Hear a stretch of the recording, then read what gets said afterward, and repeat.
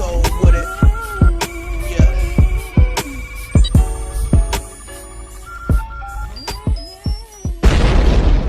What's going on, everybody? Dialerix TV back with another video, and I would like to discuss with you all an article that I read on Bleacher Report pertaining to Lakers forward Kuzma. This article is via Dan Favale or Dan Favale, one of those, I don't know. But the Bleacher Report headline reads, every NBA team's underachiever so far. This channel is mainly a Lakers channel, so I will just skip directly to the section that's pertaining to Kuzma. So the article goes on to say that enough time has passed since Kuzma returned from a left ankle injury for us to say it. The Los Angeles Lakers need more from him. Nobody else on the roster aside from Anthony Davis and LeBron James means more to the future. Kuzma is the Lakers' best chance of grooming a number 3 scorer behind the 2 superstars. Without getting extremely lucky on the trade market or landing mega discounts in free agency, they so very badly need him to develop into a fringe star. On some nights, this isn't so far-fetched. Kuzma is comfortable operating with the ball and draws plenty of attention from defenders when he's moving off it. His assisted looks don't have to be so simple. He can knock down shots in motion. On other nights, which is to say most nights, Kuzma look like he's destined to fall short of the fringe star standard. So much of his future hinges on a fundamental skill, hitting threes. It's fair to wonder whether he'll ever consistently be a league average marksman. Kuzma's rookie year shine has long since worn off. He shot 30.3% from downtown last season and is just up to 32.8% now. He's better launching off the catch, 35.4%, and on wide open trades, 34.8%, but nowhere good enough right now to be considered a reliable outlet. So if you guys would like to read the full article, the link is in the description box. Basically, in a nutshell, this article to me is expressing that Kuzma is inconsistent, which is why the arrow below determining the potential stock for Kuz and other players isn't trending neither up nor down, which means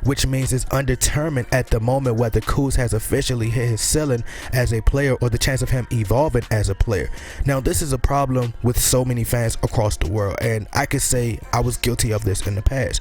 We let our emotions get the best of us, and we have this incredibly high expectation for these players and expect them to be the next Kobe Bryant or the next LeBron or the next Chris Bosh, the next whoever, Kevin Love, etc. In my honest opinion, I think Kuz is playing at the level that I expected him to play at from the beginning of the season. I stated that I believe that Kuz would average anywhere from 12 to 15 points per game this season. I still believe, in my honest opinion, that his foot or his ankle is still somewhat bothering him, but there's no excuses, and he's playing, he's on the court. After his rough start this season, fans were like, trade him, we need to trade him, let him go, he need to go ASAP. But as I explained to fans that it will take time for him to progress, it's going to take him some time to get back acclimated. But some players are role players, and it's okay for them to average 10 to 15 or 10 to 12 points per game, especially as long as they're given full effort, moving without the ball, cut to the basket, diving for loose balls, picking their shots.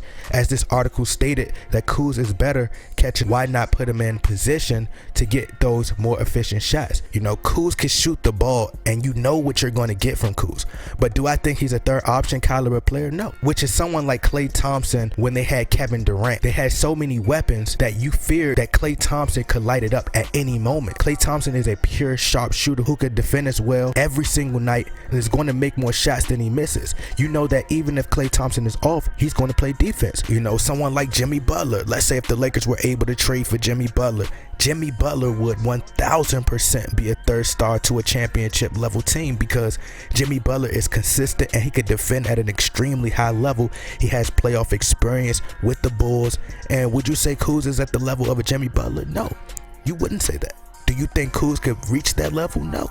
And they play 2 different positions, but I'm just giving you an example of what a third star can be. I think that Kuzma could be a great role player to a third star like Jimmy Butler and LeBron James and Anthony Davis or Bradley Beal. And just to keep it simple to what this article was stating, Klay Thompson, Jimmy Butler, you know that they will be a reliable option on a nightly basis. Kuz may give you 16 one night, then the next night he'll give you 5 or 8 points, then go off for 30, which is fine. There were nights where Jordan Clarkson gave us 26 points, 30 points, you know, career highs 33, 36. But I don't see people saying JC could be a third option for a team or a star on the team. You know, Jordan Clarkson just put up like almost 30 points. If I'm not mistaken, I think it was like 30 something points versus the Trailblazers the other night. But to me, a third option is adding another potential threat. Like if the Lakers were to trade for Bradley Beal, or just imagine if the Toronto Raptors were able to keep DeMar DeRozan in that trade when they traded for Kawhi Leonard. Just imagine if the Raptors would have had all three of those players on the floor at the same time. You knew that you would have to compete extremely at a high level every single night,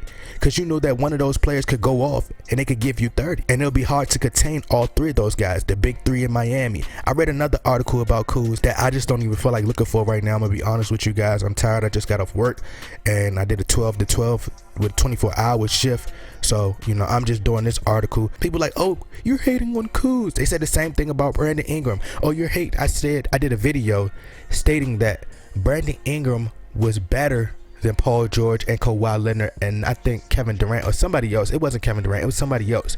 At the age that he was at when he first came into the league, he was a lot better than them. But I stated that Brandon Ingram would be on the clock because you have to be able to shoot from the perimeter playing in the same lineup with LeBron James, and he would struggle. And that's exactly what happened. Most of the time when he succeeded is when LeBron James wasn't on the floor or when he was going ISO. And I knew that he would be traded. And what happened? Brandon Ingram was traded. So a lot of times people get upset at things that I say, but you know, it is what it is. What reason would I hate on Kyle Kuzma? You know, I want what's best for the Lakers. I see a flaw in one of the players, I'm going to talk about it. I'm not going to be biased.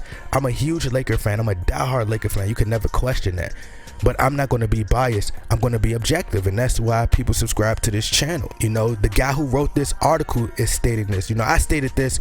You know, I said this long time ago. I stated this about Kyle Kuzma a long time ago, and I was one of the first ones to say it. So if I say it, then Brian Whitehorse says it, and other people are saying it, you know, obviously I'm right, because once you remove your fan love and your fandom, you finally see the light, bro. Like, I tell people what they need to hear and not what they want to hear. Kuz, he's a very good player, very, very good player, but he has deficiencies due to his height and body type. When you watch the games, offensive players, they like to be switched on to Kyle Kuzma because they know he isn't as quick on his feet. Yes, Kyle Kuzma is confident and gives you tons of effort. That's all you can ask for. But a lot of players know they can beat him off the dribble, and they like to go at him in the post. And I like Kobe. I like Kobe Bryant. He's my favorite player all time. But literally, like, to say that Kyle Kuzma, I believe he said he was unstoppable or something like that. Like, come on, bro. Like, no, you can't expect every player to be the next you. There's things Kuz can do, and there's things Kuz can't do, offensively nor defensively. He even understands this himself. This is why he wrote on Twitter, on his Twitter feed, that he would tell his kids that this was Rick Fox, which Kuz knows his limits. You know, Rick Fox would be a whole bigger star in this generation, and he's a lot better than majority of these players of this generation. And of course, you know, and of course it's going to be some people that get upset at the things I say. But as time go on and you remove your emotions, you start to see the things that I say start to come to fruition. A lot of these sites, they're not going to tell you the truth. You know, they're just going to tell you what they want you to hear just to get those likes. You know, and a lot of these sites, that's why they burn out and they disappear as time moves on, because there's no substance. I do my research, I study. I may miss a game or two here and there, but I'm watching. Kuz is a pure scorer who can really shoot. You know, he needs to be put in his proper spots to do just that and be more efficient. That's why I say, in order for the Lakers to flourish, players must understand their roles. What I'll say is this article has a very fair assessment, which I spoke about this previously in other videos. People got upset because I said Kuz should come off the bench, and look what Frank Vogel even understands this. That's why he's coming off the bench. Kuzma can be inconsistent at times. One night he may give, you know, he may give you 16 points. Some nights he may go off at 25 and have a big game, and then he'll resort back to having, you know, 5 points, 10 points.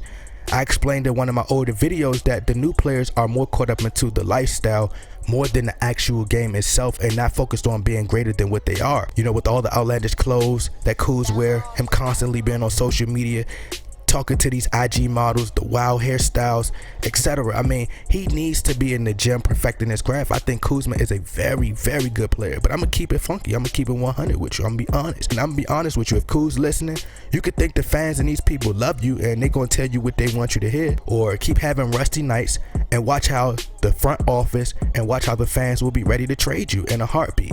You know, I'm just saying what I see, the flaws that I see. It doesn't mean that Kyle Kuzma is a horrible player and he's terrible and he should be traded and blah blah blah. If you can get something better for him, of course you trade him. You know, this is not personal, it's just business. And like I said with Brandon Ingram last year, if Kuz doesn't tighten up the front office, we'll trade him by the deadline if they can find a better player that they feel can help our title chances. But Kuzma, is he a superstar caliber player? No. And not saying that he won't be.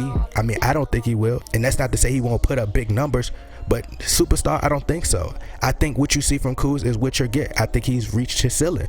Due to his deficiencies, I can't see him being a better ball handler or get better than what he is now defensively. You know, he's not quick on his feet. Anthony Davis used to be a guard, so he's quicker on his feet. He could guard. You see when Anthony Davis is guarding these smaller guys, how he could keep up with these guys, you know, and that's something that he was gifted with from a young age, and he perfected as he got older. Kuzma is already old now, but that's okay, you know, that's fine. But that's just my take on everything. Y'all let me know what y'all think. Y'all get in that comment box, like, share, subscribe. I'm out.